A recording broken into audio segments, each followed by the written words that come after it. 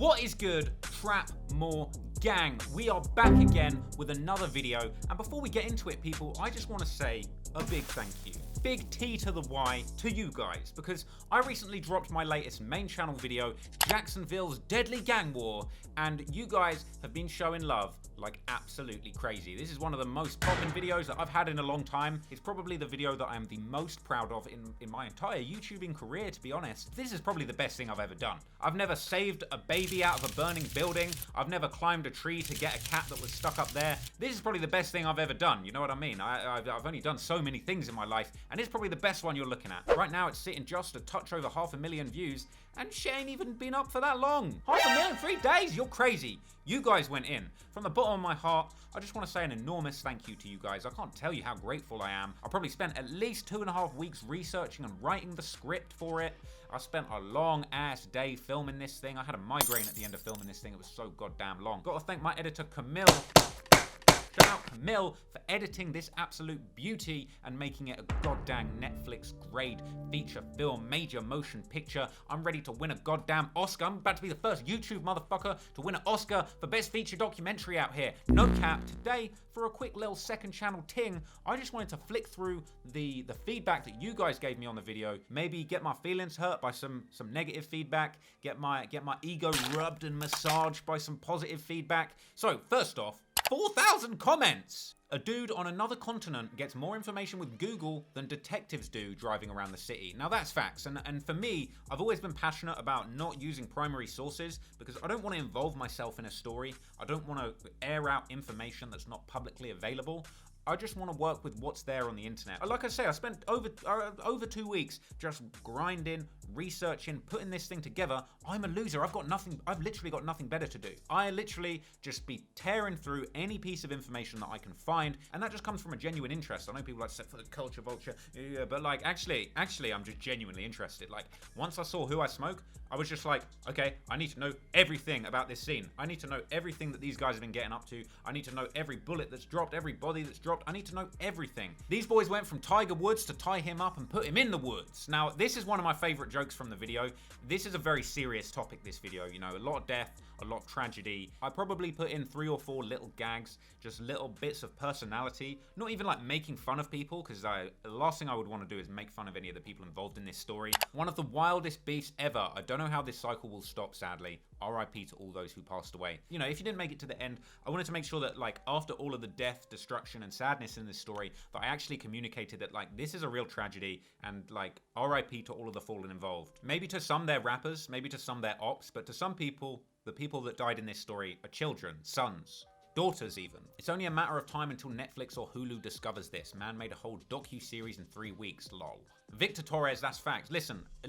It's always actually been a dream of mine to have some sort of Netflix show or documentary. I don't really know. And if I reach that dream, that's lit. If I don't, hey, I'm very happy doing what I do. So I'm in no rush to go Netflix, Hulu, Stink Hub. But you know what? Disney Plus needs to hit me with a check. I'm a finna do the Jacksonville Disney Princess series. You know what I'm saying? It's crazy because I went to high school with Fast Money Goon. I'm happy to see my guy getting some success, but with the circumstances surrounding it, I really hope this all has a positive result. That comment was interesting, especially when you consider the fact that not too long after this, Fast Money Goon put out another song.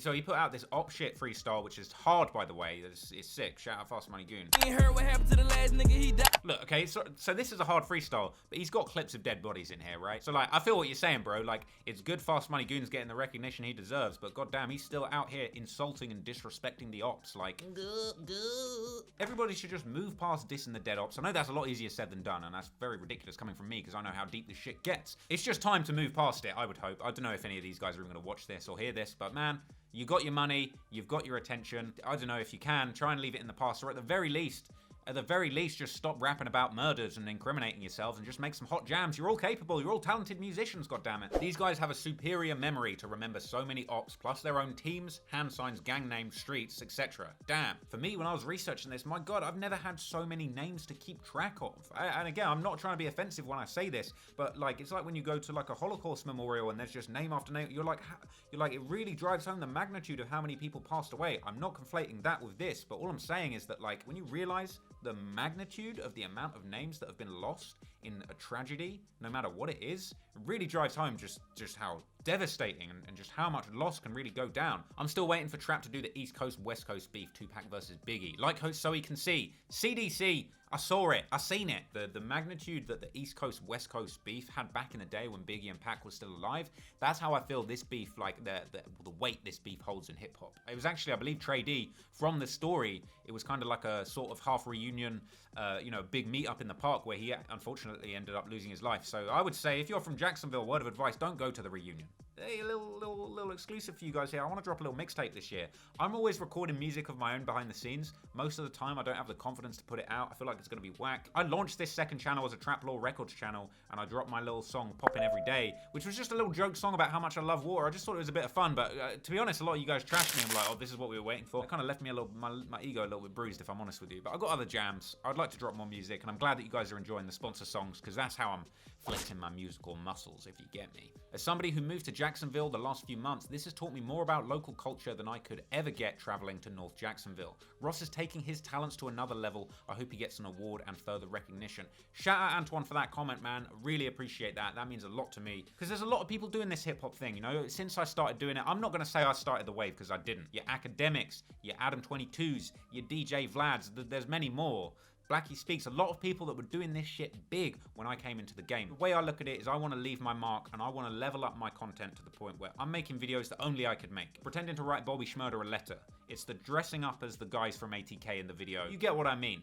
So I'm really glad to get that recognition. I appreciate that. A few people, I think a few people have mentioned that I missed Lil Jug, I think it was, and a few other names that have popped up. I apologize if there was anybody that I missed out as part of this beef, anybody that was relevant. If I missed someone special to you out, I apologize for that.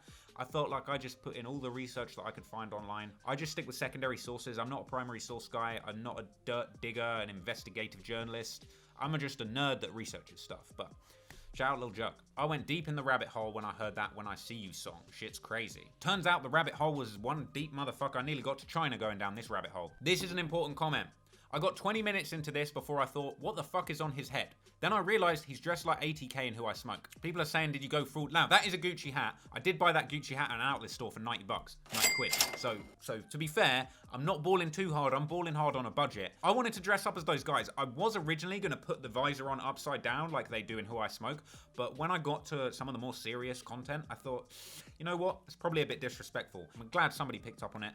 And, you guys know now, so you can go back and watch the whole 2 hours and be like, oh yeah, he looks like ATK gang. When you feel the pain of losing someone and know who caused that pain, you'll never understand hood beefs. I mean, that's a really good point. I feel like, I guess I can never understand that. I don't know the feeling of losing someone and knowing who did it. It is a tragedy. They diss his mum for getting shot. That is probably one of the craziest things I've ever heard Ross say. Man, nothing was off limits in this beef. Mama's getting shot, daddy's getting shot, sister's getting shot numerous times, 9-year-olds, 22-month-old babies. I mean, geez, this thing was crazy. Nobody was safe, frankly. You should make one about AR Ab since he was recently sentenced, and about Philly in general. Plenty of wild shit. I might do the AR Ab story. Let me know in the comments if you want me to do the AR Ab story. I'm super interested in that story. Crazy. Gotta say, this is quality content, very meticulously researched and put together. Even the sponsor rap bangs. Shout out my Dr. Phone gang. And I appreciate you, S. Prince Lewis. It really means a lot to me. I put in the work researching this, so I'm glad it shows. Anyway, people, I just wanted to give you a review of some of the top comments. I'll be here all day if I read all 4,000. But I just want to say thank you so much from the bottom of my heart for your support, for your views, your clicks, your comments, your likes. You are legends. Thank you. It made it feel all worthwhile, and there's going to be lots of quality content coming soon on the main channel. So until then, catch me there, catch me here. Peace.